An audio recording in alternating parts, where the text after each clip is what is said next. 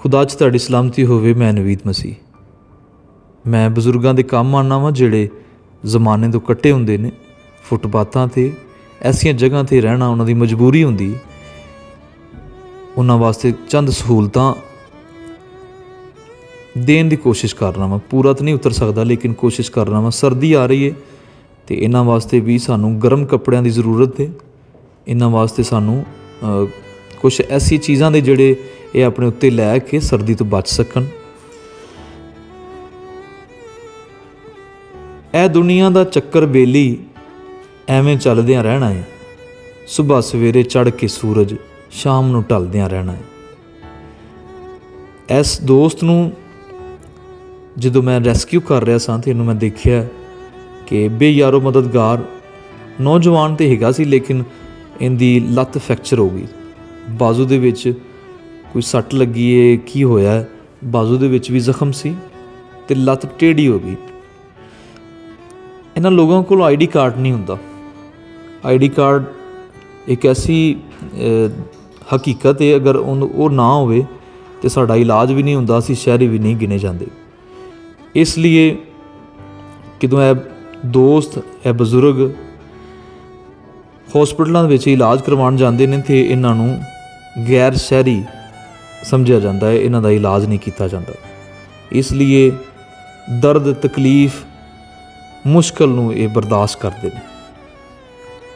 मैं खुदा दे कलाम च पढ़िया है मत्ती 5:35, क्योंकि मैं भूखा था तुमने मुझे खाना खिलाया, मैं प्यासा था तुमने मुझे पानी पिलाया, मैं परदेसी था तुमने मुझे अपने घर में उतारा, नंगा था तुमने मुझे कपड़ा पहनाया, बीमार था तुमने मेरी खबर ली, कैद में था तुम मेरे पास आए। तब रास्तबाज जवाब में उससे कहेंगे, ए खुदावंद, हमने कब तुझे भूखा देखकर खाना खिलाया या प्यासा देखकर पानी पिलाया? हमने कब तुझे परदेसी देखकर घर में उतारा या नंगा देखकर कपड़ा पहनाया? हम कब तुझे बीमार या कैद में देखकर तेरे पास आए? बादशाह जवाब में उनसे कहेगा, मैं तुमसे सच कहता हूँ कि जब तुमने मेरे इन सबसे छोटे भाइयों में से किसी के साथ ये सलूक किया तो मेरे ही साथ किया। खुदा अपने कलाम च तालीम दे रहा है कि हर इंसान दूसरे इंसान दे नाल प्यार करे। गहरी रफाकत दी गल करदियां होया बाइबल फरमांदी है कि तुसी किसी एक दे नाल कीता है ते उहदे नाल नहीं बल्कि मेरे नाल कीता। किन्ना प्यार ते साडी कदर कर रहा खुदा दा कलाम कि तुसी एक दूसरे नाल करदे हो ते उहनां नाल नहीं बल्कि मेरे नाल करदे। सानू चाहीदा है इस मुहब्बत नूं, इस प्यार नूं प्रैक्टिकल करके विखाईए। लफ्जी तकरार ते बड़े लोग करते हैं, लेकिन अगर असी इनू प्रैक्टिकल च करके लियावांगे तो मेरे ख्याल च वो ज़्यादा बेहतर है। हुक्म मन्ने ना रब दा कोई ते आखे मैं रब दा बंदा, तन चिट्टा ते मन है काला, दिल विच बदियां दा फंदा।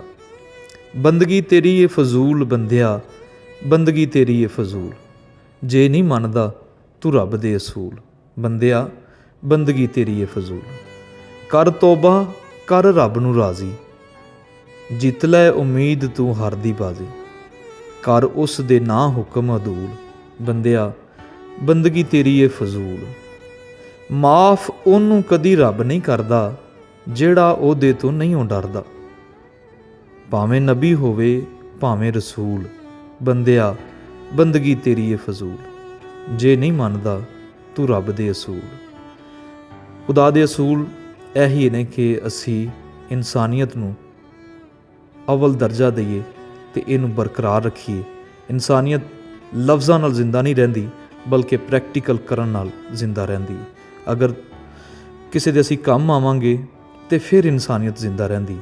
गल्लां असी करदे रहांगे तो उहदे नाल नहीं बल्कि आओ एक दूसरे नाल अमली जामा पहना के इनू साबित करिए तो इस लफ्ज़ नूं जिंदा रखिए। बहुत बहुत शुक्रिया।